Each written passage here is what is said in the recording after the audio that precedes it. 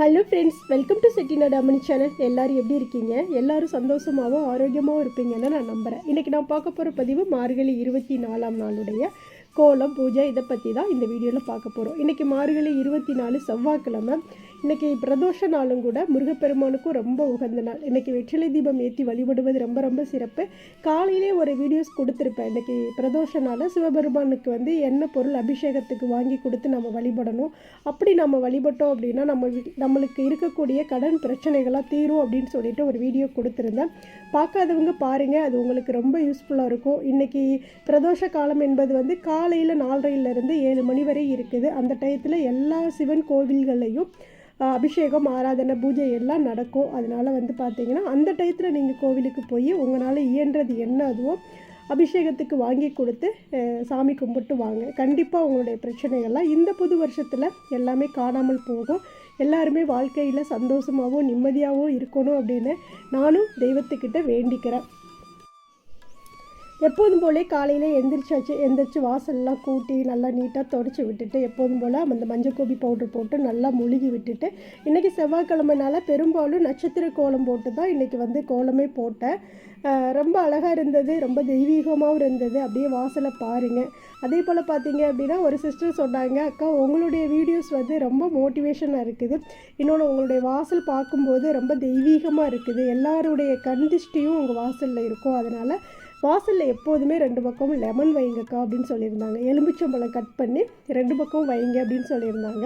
இன்றைக்கி செவ்வாய்க்கிழமைனால அதையும் செஞ்சேன். ரொம்ப அழகாக இருந்தது, வாசல் ரொம்ப தெய்வீகமாகவும் இருந்தது. எப்போதுமே எலுமிச்சம்பழம் நம்ம கட் பண்ணி வைக்கிறது வெள்ளிக்கிழமை நாட்களில் தான் பெரும்பாலும் வைப்போம் இல்லையா? அவங்க சொன்னதுலேருந்து இனி தினமுமே நான் வைக்கலாம் அப்படின்னு நினச்சிட்ருக்கேன். ஏன் அப்படின்னா ஒரு வீடியோவை பார்த்து எல்லாருக்குமே அது கண் திஷ்டி ஆகிற அளவுக்கு இருக்குது அப்படின்னு அவங்க சொல்கிறாங்க அப்படின்னா கண்டிப்பாக நம்ம அதை நோட் பண்ணியே ஆகணும் இல்லையா? ஏன் அப்படின்னா கல்லடி பட்டாலும் கண்ணடி படக்கூடாது அப்படின்னு சொல்லுவாங்க. அதுக்காக நான் யாரையும் தப்பாக சொல்ல கிடையாது, அந்த சிஸ்டர் சொன்னதுனால சொல்கிறேன். அதனால் பார்த்தீங்க அப்படின்னா நான் இனிமேல் என்னோடய நிலைவாசலில் எப்போதுமே எலுமிச்சம்பழம் வச்சிடலாம் அப்படின்னு நினச்சிட்ருக்கேன். தினமுமே வைக்கணுங்கிறது தேவையில்லை. நம்ம ஒரு நாள் வச்சோம் அப்படின்னா 4 நாள் 5 நாள் கூட நம்ம அந்த லெமனை நிலைவாசல் முன்னாடி வச்சுக்கலாம். அது காஞ்சி போச்சு அப்படின்னா கால்படாத இடத்துல தூக்கி கொண்டே போட்டுடலாம். அதனால் தினமும் வைக்கலாம் அப்படின்னு ஒரு யோசனையில் இன்னையிலேருந்து நான் ஆரம்பிச்சிருக்கேன். இப்போ 2 பக்கமும் நல்லா மொழுகி விட்டுட்டு அதுக்கப்புறம் இன்றைக்கி நட்சத்திரமே பார்த்திங்க அப்படின்னா பச்சை கலர் கோலப்பொடியில் தான் போட்டேன். அது கொஞ்சம் அழகாக இருந்தது பார்க்குறக்கு. இன்னொன்று பார்த்திங்க அப்படின்னா பெரும்பாலும் இந்த பச்சை திரி விளக்கு போடுறதெல்லாம் நல்லது அப்படின்னு சொல்லுவாங்க இல்லையா? அதனால சரி ஓகே, நம்ம கலர் பொடியிலே இன்றைக்கி பச்சை கலர்லேயே கோலம் போடலாம் அப்படின்னு சொல்லிவிட்டு அந்த நட்சத்திரம் பச்சை கலரில் போட்டு மஞ்சள் குங்குமம் வச்ச உண்மையாலுமே ரொம்ப தெய்வீகமாக இருந்தது.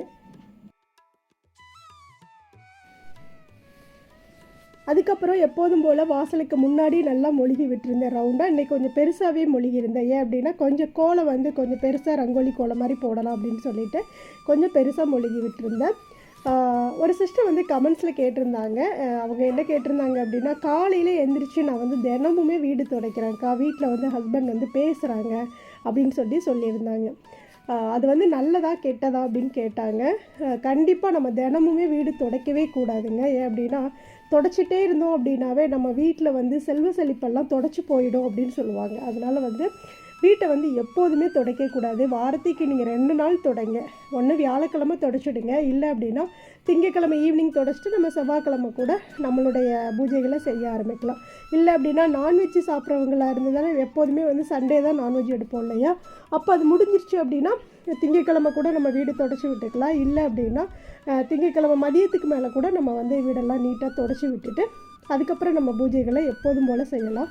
தினமுமே வீடு துடைக்கக்கூடாது. அதுவும் பார்த்திங்கன்னா அவங்க அதிகாலையில் எழுந்திரிச்சு தினமும் துடைக்கிறதா சொல்லியிருந்தாங்க.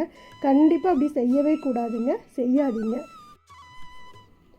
அப்புறம் ஒரு சிஸ்டர் கமெண்ட்ஸில் கேட்டிருந்தாங்க என்ன அப்படின்னா, அக்கா பித்தளை பாத்திரத்தில் நீங்கள் பால் காய்ச்சிறீங்க, எதனால் பித்தளை பாத்திரத்தில் பால் காய்ச்சிறீங்க எங்களுக்கு சொல்லுங்கள் அப்படின்னு சொல்லி கேட்டிருந்தாங்க.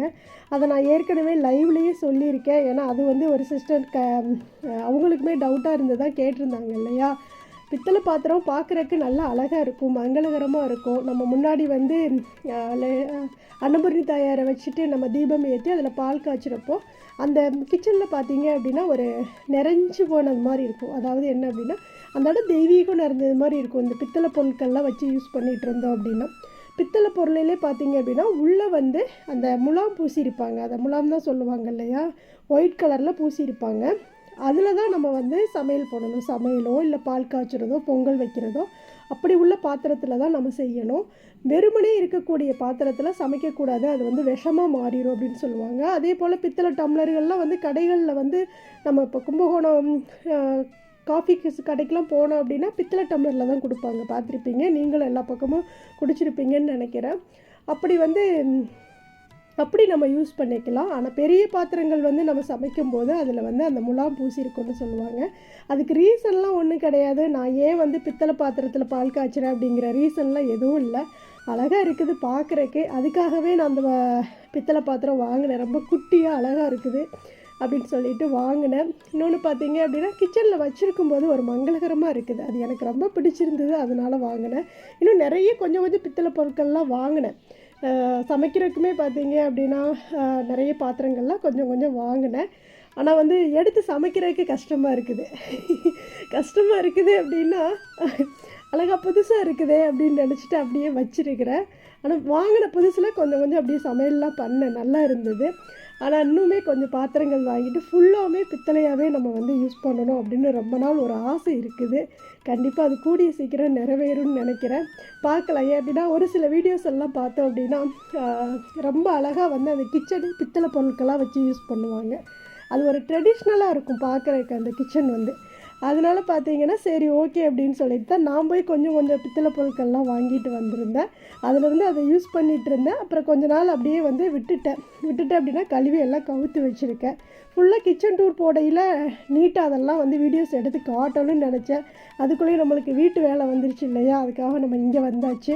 கண்டிப்பாக நான் அந்த வீட்டுக்கு போகும்போது அழகாக ஒரு கிச்சன் டூர் உங்களுக்கு கொடுக்குறேன். அதில் நான் என்னென்ன பித்தளை பாத்திரங்கள்லாம் கிச்சனுக்கு தேவையான பாத்திரங்கள்லாம் வச்சுருக்கேன் அப்படிங்கிறதையும் காட்டுறேன். இப்போ அழகாக ஒரு ரங்கோலி கோலம் போட்டாச்சு. மஞ்சள் குங்குமமெல்லாம் வச்சு துளசி மாடத்துக்கெல்லாம் பூ வச்சாச்சு. நிலைவாசலில் 2 பக்கமும் லெமன் கட் பண்ணி அதில் வந்து குங்குமம் தடவி வச்சுருக்கேன். இப்போ ஒரு சில பேர் 2 பக்கமும் குங்குமம் தடவி வைப்பாங்க. ஒரு சில பேர் ஒரு லெமனில் வந்து ஆஃப் இதில் வந்து மஞ்சளும் ஆஃப் இதில் குங்குமமும் தடவி வைப்பாங்க. நம்ம எப்படி வேணாலும் வச்சுக்கலாம். அதே போல் இந்த லெமன் வந்து தினமும் வைக்கணுங்கிறது அவசியம் இல்லை. அது காயிற வரைக்கும் நம்ம யூஸ் பண்ணலான்னு சொல்லியிருக்காங்க. அதனால் நம்ம வந்து காயிற வரைக்கும் நம்ம அதை யூஸ் பண்ணிக்கலாம்.